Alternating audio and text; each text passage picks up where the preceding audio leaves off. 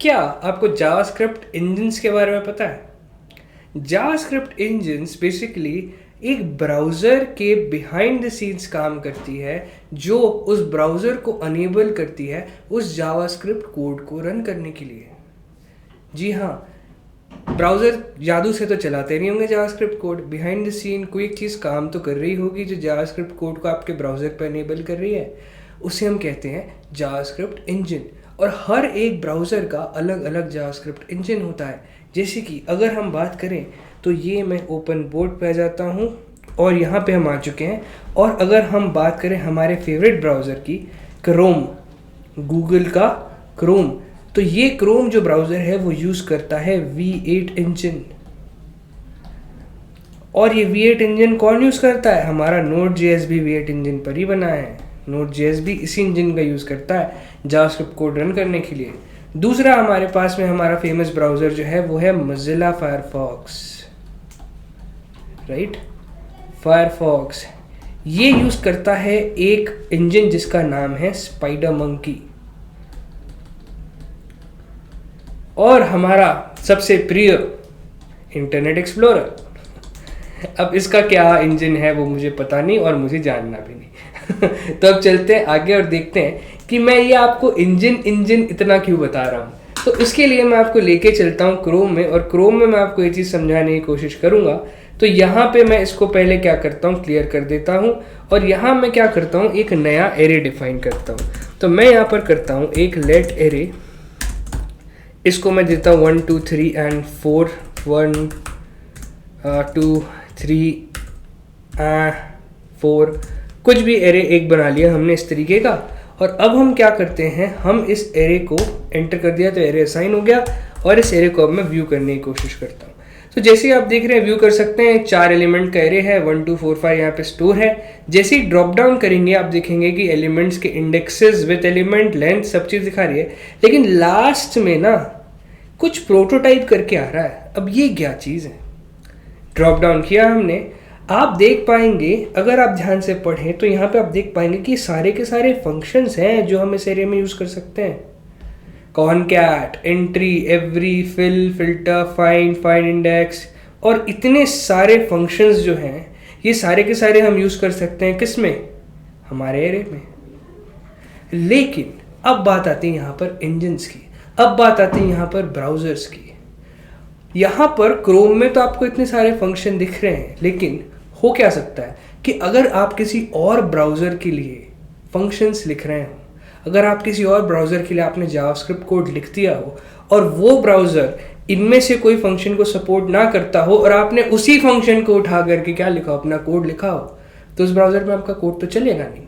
For example, जैसे Chrome में तो मैप फिल्टर रिड्यूस का सपोर्ट है, लेकिन हो सकता है कोई और ब्राउज़र हो जिसमें मैप फिल्टर रिड्यूस का इनबिल्ट सपोर्ट ना हो, और आपने वो यूज़ कर लिए पर वो तो चल नहीं रहा है। लेकिन आपको तो मैप फिल्टर की ज़रूरत है, आपको वो प्रोसेस पूरा करना है, उस ब्राउज़र के लिए करना है। तब आप क्या कर सकते हैं? तब आप कर सकते हैं इस प्रोटोटाइप का यूज़। और इस प्रोटोटाइप का यूज़ करके आप अपने खुद के फंक्शंस इम्प्लीमेंट कर सकते हैं। जी हाँ, आप अपने खुद का, आप जो चाहे जैसा चाहे वैसा फंक्शन आप अपना बना सकते हैं इस प्रोटोटाइप को यूज़ करके। चलिए देखते हैं वो काम हम कैसे करेंगे। एक मज़ेदार चीज़ दिखाता हूँ। चलिए अब यहाँ पर आए और हम उस प्रोटोटाइप ऑब्जेक्ट को यूज़ करके हमारे फंक्शन को प्रोटोटाइप में एंट्री करा देंगे। प्रोटोटाइप में एंट्री हो जाएगी हमारे फंक्शन की। देखिए कैसे, हमने यूज़ किया एरे और इसका यूज़ कर लिया हमने क्या, प्रोटोटाइप। तो एरे डॉट प्रोटोटाइप यूज़ किया। प्रोटोटाइप करके हम क्या चाहते हैं कि हम एक फंक्शन इम्प्लीमेंट कर दें। लेट्स जस्ट से मेरा फंक्शन कुछ भी हो सकता है, मैं उस फंक्शन का नाम लिख देता हूँ शो नेम। ठीक है, शो नेम नाम का एक फंक्शन लिख देते हैं और यहाँ पर इस फंक्शन को हम डिफाइन कर देते हैं और इसको कहते हैं कि भाई ये एक फंक्शन होगा। और इस फंक्शन को हमने कुछ इस तरह से डिफाइन किया और मैं यहाँ पर क्या कर देता हूँ, console log में कुछ लिख देता हूँ अभी के लिए, है ना। तो ये हमने कर दिया console.log, दिस को console.log कर देते हैं और इस तरीके से हमने एक फंक्शन यहाँ पे बना दिया। तो देख सकते हैं आप, हमारे पास में एक फंक्शन आ चुका है जिसका console log में दिस हो रहा है। अब ये हमने कहाँ बनाया था, एरे डॉट प्रोटोटाइप से बनाया ना, तो let's just create an array, let array equal to कोई भी एक एरे बना लीजिए 4 5 6, राइट। ये एक एरे बन गया हमारे पास। और अब इस एरे को चेक करते हैं कि इस पर क्या क्या वैल्यूज़ हैं। ये हम गए और यहाँ पर जब हम जाएंगे तब आप देख सकते हैं प्रोटोटाइप के अंदर ये देखिए सेकंड नंबर पे एक शो नेम नाम का फंक्शन ऐड हो चुका है। मतलब अब अगर मैं चाहूँ तो मैं किसी भी एरे के साथ मेरा शो नेम वाला फंक्शन यूज़ कर सकता हूँ, राइट। चलिए नोड पे चलते हैं, मतलब हमारे कोड एडिटर पे चलते हैं और कोड एडिटर पे इस चीज़ को और ऐसे समझने की कोशिश करते हैं। तो ये मैं आ चुका हूँ मेरे कोड एडिटर पे और ये कोड मैं क्लियर करता हूँ और आपको शुरू से समझाने की कोशिश करता हूँ। तो हम क्या करने वाले हैं, बेसिकली हमने किया क्या, एरे लिया, उसका प्रोटोटाइप लिया और उस पर क्या कर दिया, एक माई फंक्शन नाम का फंक्शन ऐड कर दिया, राइट। एक माई फंक्शन नाम का फंक्शन ऐड कर दिया और कहते हैं कि भाई ये तो है फंक्शन, और इस फंक्शन को हमने डिफाइन कर दिया और हमने console.log कर दिया किसका, दिस का, ठीक है। अब तक के लिए इसको मैं क्या करता हूँ, कमेंट आउट करता हूँ। अब देखते हैं कि नॉर्मली कैसे बिहेव करता है फंक्शन। तो हमने कहा एक एरे और यहाँ पे जाकर मैं 1 2 3 कुछ 4 इस तरीके से मैंने कोई एक एरे बना दिया है, 1 3 4 7 ऐसे कुछ एरे है। और अब मैं कहता हूँ कि भाई ये एरे कॉल करे माय फंक्शन को। क्या लगता है क्या होगा, ऑब्वियसली एरर होगा। बढ़िया कोड, एरर दे दिया, कहता है my function is not a function. अब भैया इस माय फंक्शन को हम क्या बनाने वाले हैं, फंक्शन बनाने वाले हैं। इसको मैंने किया अनकॉमेंट। अब यहाँ पर आप देखिए array dot prototype my function और ये एक बेसिकली फंक्शन बन चुका है। अब जब मैं इसको अपने किसी भी एरे के साथ कॉल करूंगा तो देखिए क्या रिटर्न होता है। इसको क्लियर करके और अच्छे से देख लो आप। ये हम गए, ये हमने किया रन कोड, आप देख सकते हैं वो एरे ही रिटर्न हो रहा है। मतलब जब भी मैं एक फंक्शन बनाऊं और किसी एरे के साथ, मतलब एरे प्रोटोटाइप करके और एरे के साथ में मैं उस फंक्शन को कॉल करूं और मैं दिस को console लॉग करने की कोशिश करूं, मतलब वो मेरे एरे को ही क्या कर रहा होता है, पॉइंट कर रहा होता है, मेरे एरे को ही वहाँ पे वो लॉग कर रहा होता है, ठीक है। मतलब जब मैं कोई फंक्शन कॉल कर रहा हूँ और दिस के साथ मैं उस फंक्शन को कॉल कर रहा हूँ, एरे फंक्शन, और एरे के साथ मैंने उस फंक्शन को कॉल लगाई हुई है, तो वो बेसिकली इस एरे को ही बताएगा, दी एरे इटसेल्फ, राइट, जो भी एरे के साथ आपने फंक्शन कॉल किया होगा। तो अब इस तरीके से आप क्या कर सकते हैं कि आपके पास आपके एरे का पूरा कंट्रोल है। तो अब आप इस दिस कीवर्ड को यूज करके आप क्या कर सकते हो, अपने एरे को आप जैसे मर्जी चाहो वैसे उसमें फंक्शंस लगा सकते हो।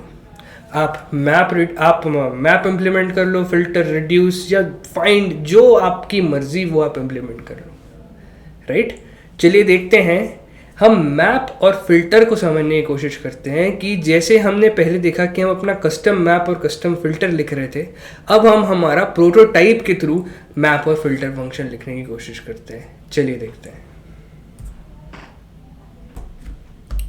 तो लेट्स सी, और अब हम लिखते हैं हमारे मैप फंक्शन और फिल्टर फंक्शन के लिए हमारा पॉलीफिल, राइट, मतलब प्रोटोटाइप को यूज़ करके अब हम पॉलीफिल लिखने वाले हैं। चलिए देखते हैं वो काम हम कैसे कर सकते हैं।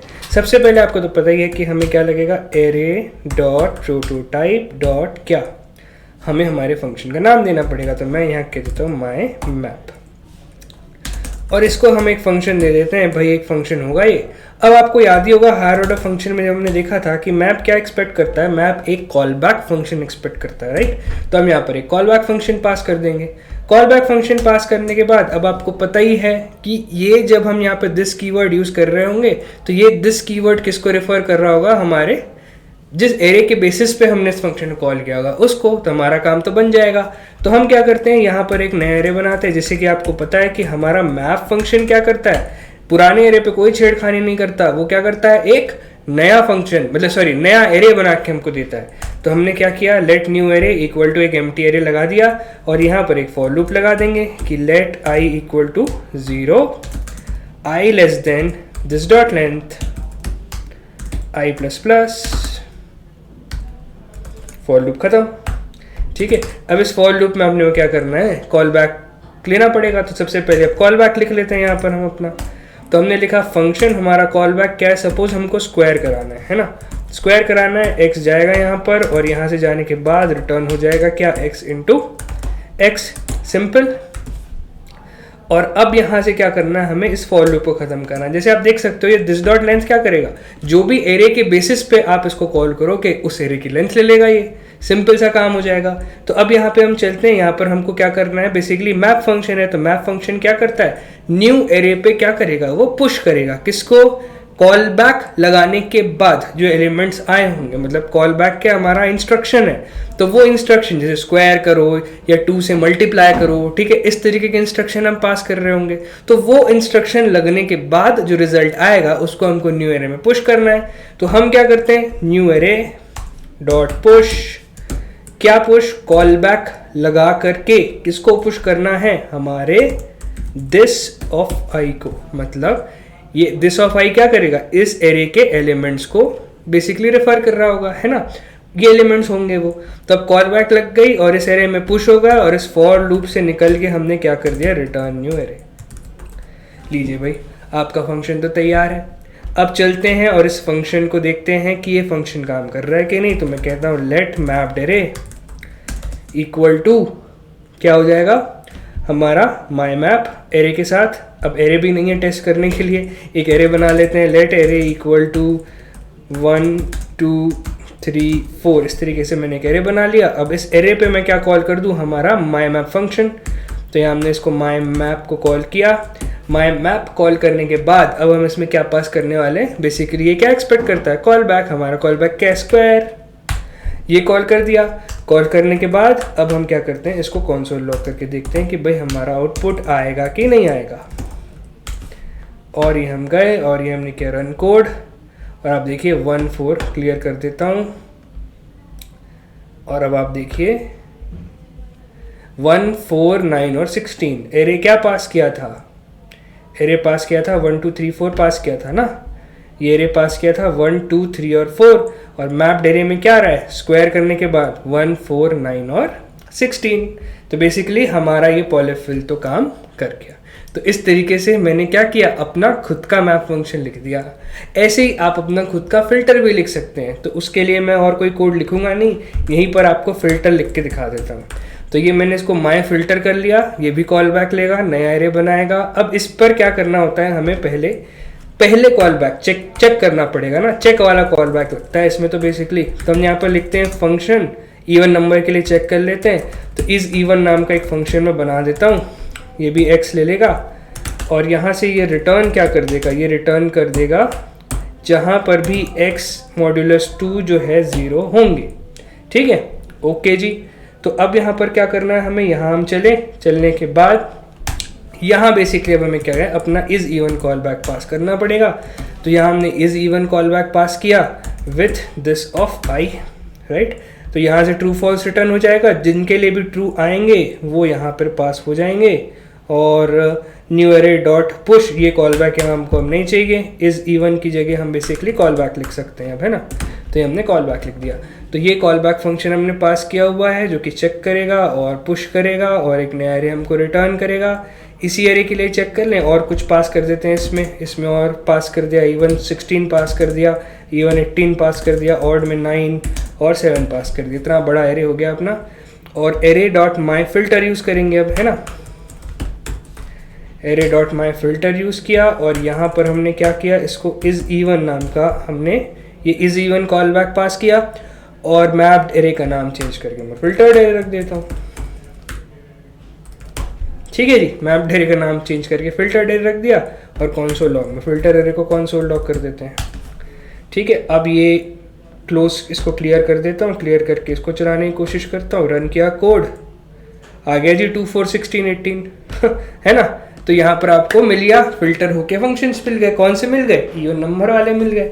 तो इस तरीके से आपने अपना फिल्टर फंक्शन लिख लिया प्रोटोटाइप को यूज करके। अब एक्सपेक्टेशन मेरी रहती है आपसे, आप जाइए घर, रिड्यूस को लिख करके देखिए।